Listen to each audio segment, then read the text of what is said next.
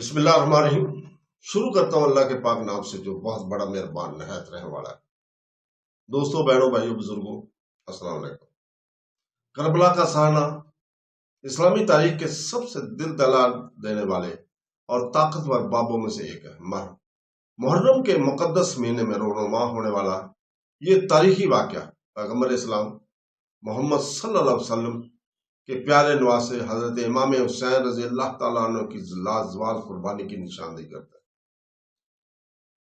तो दोस्तों, जो जुल्म और इंसाफी के खिलाफ बेखौफ होकर खड़े हुए करबला के मैदान में 61 हिजरी 680 ईस्वी में हजरत इमाम हुसैन ने अपने खानदान और वफादार साथियों के एक छोटे से ग्रोह के साथ यजीद की सफाक फौज का सामना किया। पानी से रोका गया, दुश्मनों से घिरा हुआ और फरार की कोई पेशकश के बगैर उन्होंने सच्चाई, इंसाफ और ईमान की इक़्तिदार की हिफाजत करते हुए हथियार डालने पर शहादत का इंतखाब किया।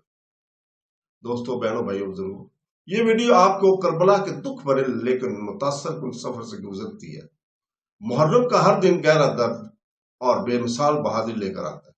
इमाम हुसैन की मदीना मुनव्वरा से रवानगी से लेकर अशूरा के दिल दहला देने वाले वाक़यात तक हम इन लोगों की मीरास का एहतराम करते हैं जिन्होंने इस्लाम के लिए अपनी जानें कुर्बान कर दी। तो बहनों, भाइयों, दोस्तों और बुजुर्गों, आज हम इस वीडियो में 2 मुहर्रम के वाक़यात को बयान करेंगे।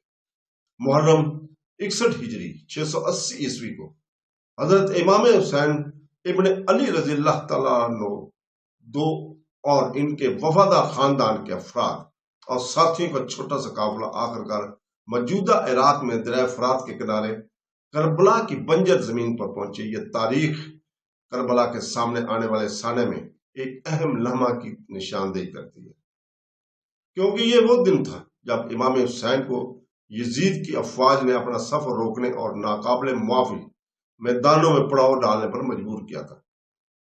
उन्होंने मुआसरे का आगाज किया जो बिल आखिर 10 मुहर्रम को अशूरा के नाम से मशहूर इमाम हुसैन रजी अल्लाह तआला अन्हु और इनके साथियों की शहादत पर मुंतज हुआ। इस दिन रोनुमा होने वाले वाक़यात अहमियत से भरे हुए थे, जैसे कि हजरत इमाम हुसैन के कैंप की जिस्मानी और अलामती तनाही का आगाज हुआ, जिसने इस्लामी तारीख के सबसे ज्यादा दिल दहला देने वाले कुर्बानियों में से एक का मरहला तय किया। दोस्तों, बहनों, भाइयों, जैसे ही इमाम हुसैन रज़ी अल्लाह तआला अन्हु कूफा के करीब पहुंचे, इनका रास्ता हुर बिन यजीद की क़यादत में एक लश्कर ने किया, जिसे हुसैन रज़ी अल्लाह तआला अन्हु को रोकने और इस बात को यकीनी बनाने का हुक्म दिया गया था कि वो कूफा न पहुंच पाए। दहकते सरा और सफर की थकावट के बावजूद हजरत इमाम हुसैन रज़ी अल्लाह तआला अन्हु और इनके पैरोकारों को आजादाना नकलो हरकत से मना कर दिया गया। ताहम हजरत इमाम हुसैन के साथ अपने इब्तदाई मुकाबले में हुर ने कदर एहतराम का मुजाहरा किया और इमाम के काफिले को दूर दराज मुकाम की तरफ ले जाने की बजाय हमला करने से गुरेज किया। कूफा के गवर्नर अबैदुल्ला इब्न ज़ियाद के यजीद के सख्त हुक्म के तहत हुर ने हजरत इमाम हुसैन को एक वीरान जगह करबला पर रुकने पर मजबूर किया, जहां ना कोई किला था, ना करीबी इत्तेहादी थे और ना ही फरात की पानी तक रसाई थी। 2 मुहर्रम को करबला पहुंचकर हजरत इमाम हुसैन ने जमीन का नाम पूछा। इन्हें बताया गया कि इसे करबला कहा जाता है, जिस पर से अफसोस के साथ जवाब दिया और इसे इस मुकाम के तौर पर तस्लीम किया जिसकी पेशीन गोई इनके नाना हजरत मोहम्मद मुस्तफा सल्लल्लाहु अलैहि वसल्लम ने इनकी शहादत की जगह के तौर पर की थी। कुर्ब, तकलीफ और बाला आजमाइश को मिलाकर नाम ही इस शिद्दत, गम और मुशक्कत की अलामत था जो आने वाले दिनों में सामने आएगा। भारी दिल के साथ हजरत इमाम हुसैन ने अपने पैरोकारों को कैंप लगाने का हुक्म दिया।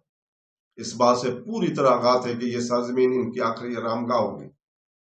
2 मुहर्रम के बाद से यजीद की फौजें बड़ी तादाद में जमा होना शुरू हुई और एक जबरदस्त लश्कर के साथ इमाम हुसैन के छोटे से काफिले को घेर लिया गया।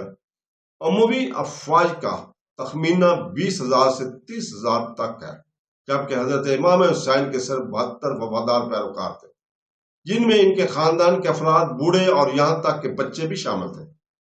इस शिद्दत तफावत के बावजूद हजरत इमाम हुसैन ने जुल्म के सामने جھکنے سے انکار کر دیا۔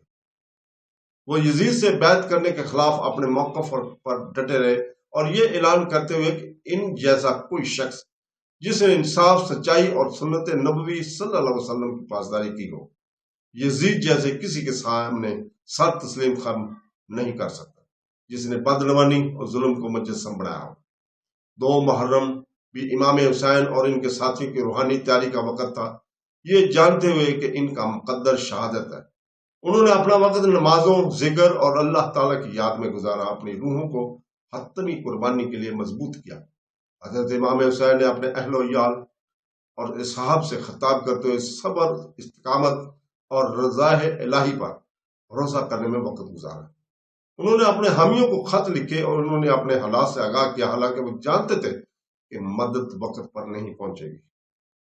کربلا کی آمد نے اس لمحے کو نشان زد کیا جب واپسی کا راستہ شروع نہیں ہوا۔ اس وقت حضرت امام حسین کے قلب میں نفسیاتی اور جسمانی دباؤ روز بروز بڑھتا گیا۔ پانی سے کی بندش، مسلسل نفسیاتی جنگ اور دشمن کی کمک کی نظر نے چھوٹے پھر بھی پرعزم گروپ کے مصاب میں اضافہ کیا۔ پھر بھی حضرت امام حسین راست بازی کے مینار کے طور پر کھڑے تھے، اسلام کے اصولوں کو برقرار رکھنے کے لیے پرعزم تھے۔ اس طرح 2 محرم کو نہ صرف سرزمین کربلا میں امام حسین کی جسمانی آمد بلکہ روحانی اور اخلاقی مقام کے لیے بھی یاد کیا جاتا ہے جو اس مقدس سرزمین سے پھوٹنا شروع ہوا۔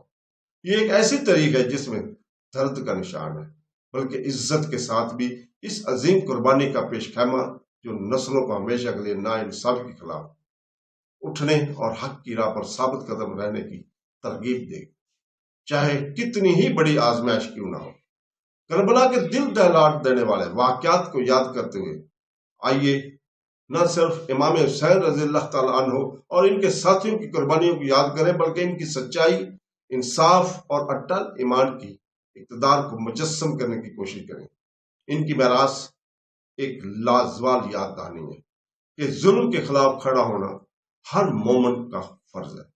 ان کی ہمت ہمیں وقار اور نیکی کے ساتھ جینے کی ترغیب دے۔ آمین ثم آمین۔ اللہ حافظ۔